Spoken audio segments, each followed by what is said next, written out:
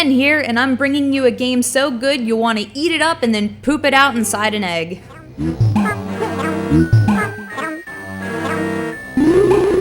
Yoshi's Island was originally released in 1995 for, what else, the Super Nintendo, but this is the review for the Game Boy Advance version released in 2002. The Super Nintendo is the console I always wished I could have in my pocket, and it's obvious why.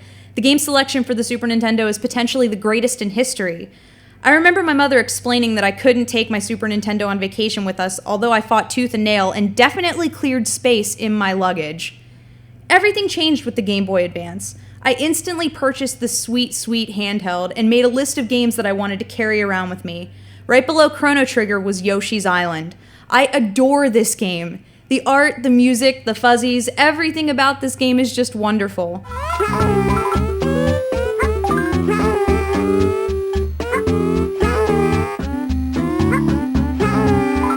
Earlier levels offer simple, fun gameplay, but get past World 2 and you find yourself with a serious challenge. This title isn't a strict port to the GBA. Nintendo went back in and added a few cute features like sounds Yoshi makes and even redesigned certain parts of levels, but most impressive is the addition of 6 new secret levels accessed by beating Baby Bowser at the end of the game.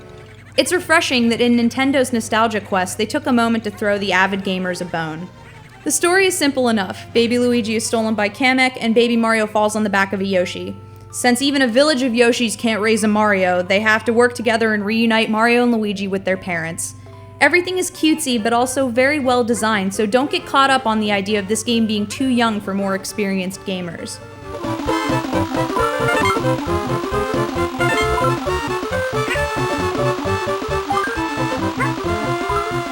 Yoshi's Island is one of those games that makes purchasing a Game Boy Advance or a DS a necessity. Carrying this little number around in my pocket is probably one of the greatest things in the world. In addition to the full game, you get an updated version of the classic Mario Bros. Game where you kick some spinies around the screen, but Nintendo didn't have to add this to make Yoshi's Island worthwhile. It's another one of those games that gives you 5 to 10 minutes of gameplay per level, and then you can just put your GBA into sleep mode or flip your SP shut and continue with your regularly scheduled activities. If you've never played Yoshi's Island, now is the time for me to scold you. Bad gamer. Bad, bad gamer. This game is as essential as Super Mario 3, Earthbound, Link to the Past, take your pick, it all shakes out the same. You play as Yoshi, attempt to keep Baby Mario safe, and if you don't, he'll be launched off your back in a bubble screaming bloody murder. I hate losing Mario.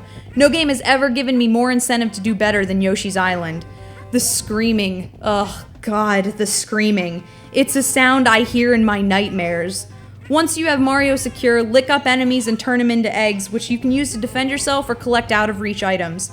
New gameplay elements sets this apart from other Mario titles. The game is solid like it always has been, and the portability is the biggest plus I can imagine. I find that purchasing this title for a second time is completely worth it.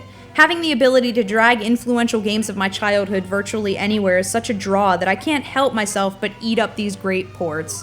So pick up Yoshi's Island for the Game Boy Advance, the only game to make Baby plus Dinosaur equal success and not an awkward mess.